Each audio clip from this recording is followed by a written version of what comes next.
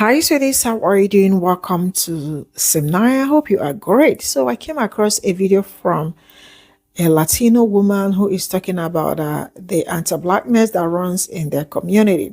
Why is she talking about this? She's talking about this because she has a partner who is black. So I think her partner is asking her, why is it that you people, your community are so anti-black? That was how she also said that she started learning about black history and all of that. She talked about how her their parents or their how they migrated. The only thing they wanted to do was to work and all that. They were not also able to learn about racism and all that. The truth is that in 2025 today, I am not talking about your old parents now, because those ones failed themselves, right? I am talking about the younger ones now. Today, majority of them can read, and if you cannot also read in English, you can read in your language, right? Most news now are being translated, right? But still, you all are hell bent or doing some certain things that you know that I would not be kind to people that look like me. And then you turn around to say that black people are not helping you, or you guys are supposed to stand together.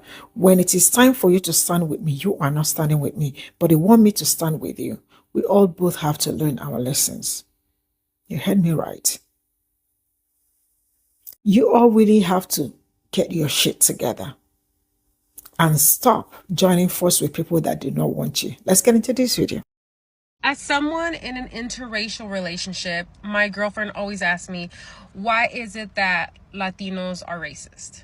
And I think that that is a very loaded question because there's so many things to take into consideration. But one of the things that I do tell her is that people are ignorant, and not like to be demeaning or like in the negative way, but I really feel like our parents immigrated here and they were not focused about learning about history or how things really play out here. They just came here to fucking work. Okay, they just came here to work. That's all they know. They wanted to come here to work, and so they came here to work. That's what they care about. And then they had kids. In comes me. And I don't remember learning much about Black history in school. Now, was there some to learn? Yes, but not a lot. And so the things that I do know that are not a lot is because I have been curious enough. Like, people will leave comments in my videos and be like mentioning Jim Crow and mentioning the civil rights movement, and then I'm like, okay, but what is that really? Like, I have an idea of what it is, but what is that really? And that's how I've learned what I have learned, and it is not a lot. I will not say I'm like well versed in Black history, but I want to be. And I feel like my community should know Black history because, as they say themselves, the Black community, it's repeating itself. So I will be starting a new series, Black History. I don't know how often I will make it, but I want to make videos educating. I knew that whenever I talked about this topic, it was going to be a hard topic for people to talk about without getting offended, getting their feelings hurt, without attacking me. Like, I knew exactly what I was doing.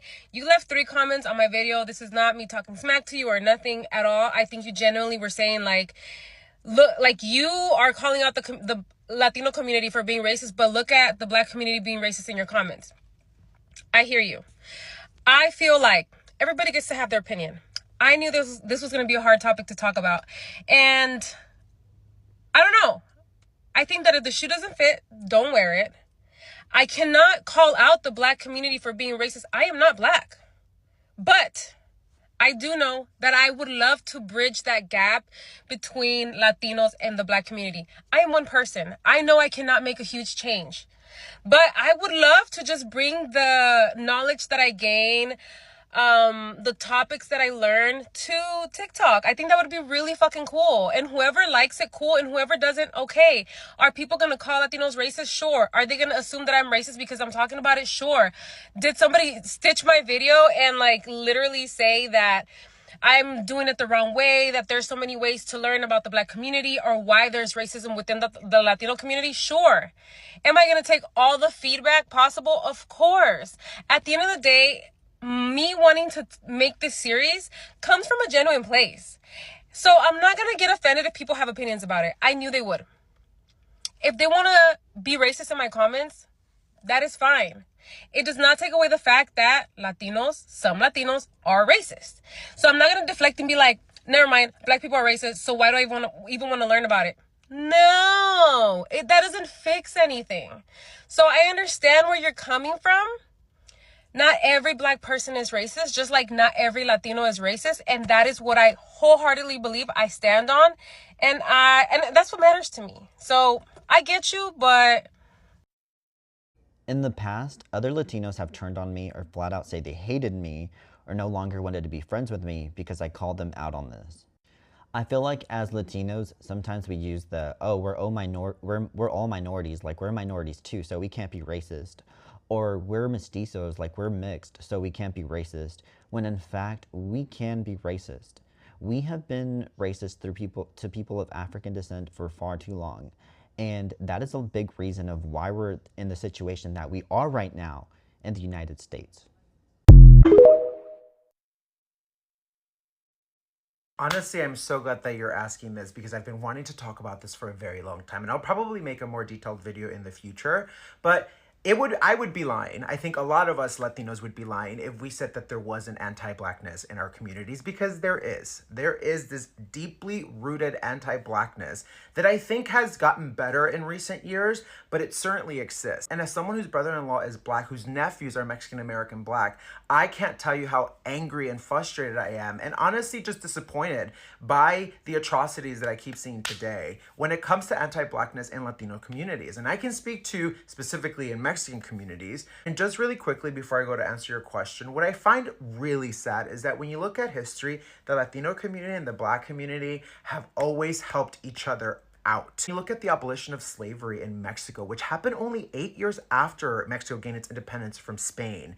And they were bringing slaves from the US through Texas into Mexico to grant them freedom. And this was particularly done because of President Vicente Guerrero, I believe. He was Afro-Latino, which, by the way, was one of the earlier presidents in Mexico. So how can we even forget that an Afro-Latino man was one of the earlier presidents of Mexico? You look at the Chicano movements of the 1960s and the 1970s. You had Black Panthers and Chicano activists coming together to fight for universal justice for their communities. When you look at something as early as the Black Lives Matter movement, which I was in Arizona for, and let me tell you, I went marching and it was packed. And about 85 to 90%, I can confidently say, were Latinos. And they were hand in hand with their black sisters and brothers. I tell you, it was beautiful. I mean, I'm getting literally chills. It just reminded me in that moment how we've been robbed, how our communities have been robbed from togetherness because we've been othered, not only by ourselves, but mainly by white supremacists. The devil works hard, but the white man works harder. And I say that because I think historically we've seen an implementation of divisive tactics rooted in fear against Latinos and the black community to create a division. To answer this question, it's very multifaceted and it's very complex. Things like assimilation pressures that a lot of Latinos fall into, white supremacy, which Latinos can be a part of as well, don't lie, structural racism, I think they all play a part. But one of the things that I feel has really been the rooted problem in all of this is colonialism. I don't think a lot of people realize the effects of colonialism far after it ends. And I think Mexico is a prime example because when the Spanish colonized modern day Mexico in the 1500s and were there for 300 plus years, they created a caste system that literally judged people based on skin color. And that caste system didn't end when Mexico gained its independence. It didn't just go away. It then filtered through society, and it is very alive and well today. I mean, kind of a side note, but when you look at media representation in Mexico, it's very rarely people that look like me. It's people who are more Aryan looking, who are more white passing, that essentially get those leading roles that are in big TV shows. So that breathes within Mexico, and it certainly breathes within its people. It is brought over by US Latinos here who believe in that caste, who inadvertently judge from a place of colorism, and whether subconscious or not, this is ingrained in their worldview. So of course, it's something that they don't even think of unless you put yourself out of it, which is what a lot of us have done, right? You decenter yourself and take a step step back and become aware of what is happening, of the colorism, of the long-term ramifications of this caste system, then you allow space and opportunity to break away from that structural racism that we all inherently are a part of. And it's happening, even though it's slow, it is happening. People are changing. I've seen it with my own family. I've seen it in other communities where we are decentering colorism and anti-blackness from the foundation of how we look at the world because of our colonial past. So listen, I know that's not probably the best answer you want, but I do think that it is changing. And I do think that this is where it's more important than ever for us to come together and realize this so that we can be a unit, that we can help each other out instead of being more divided, because that's exactly why we're here today. Will there always be Latinos who are anti-Black? Absolutely. And unfortunately, they are always the loudest. They are the ones who are getting on interviews, on TV, and then it creates and pushes that narrative that we're talking about, that Latinos are all anti-Black. But I can assure you that there are a lot of us out there who are not. I can confidently tell you that. And it is a slow growth, but it is a growth nonetheless. Can we just talk about the anti-Blackness that exists in the Latino community? Because it's a real thing. And it is only further perpetuating the division between our two communities and contributing to the overall oppression of our two communities. And I know there's going to be some people out there that's like, that's not even a thing. That's not a real issue. But it is. I grew up hearing freaking racist remarks made towards Black people. And I heard it often. And I know so many other people did. And not only is it about anti-Blackness, it's also about internalized racism that some Latinos, including myself when I was a child, felt the need to be white because I saw white people being treated better. And in my mind, I'm like, well, if I'm white, or if I consider myself white, or if I tell people that I'm white, then I am going to be treated better. I didn't understand as a child why I even felt that, but we are socialized as a society to want that unless you break out of the freaking matrix and you realize, oh my gosh, we're all being oppressed by the same freaking systems. So for us to have division and for there to be anti-Blackness in our community is not helping anyone. One, it's just wrong. But two, it's only further perpetuating the oppression that already exists in our freaking society. So there's that part. And then there's this whole dismissal of Afro-Latinos because Afro-Latinos exist, yet sometimes are classified as not Latino when in reality they are Latinos, Afro-Latinos. And then there's this whole freaking connection to where we find ourselves in American history, okay? And the fact that many people, many Latinos, Latino men in particular, did not want to vote for a black and Asian, but a Black woman, okay? And then there's the intersection of machismo, internalized racism, anti-Blackness, and all of it contributing, again, to the further perpetuation of oppression of our communities. That's what I need people to understand.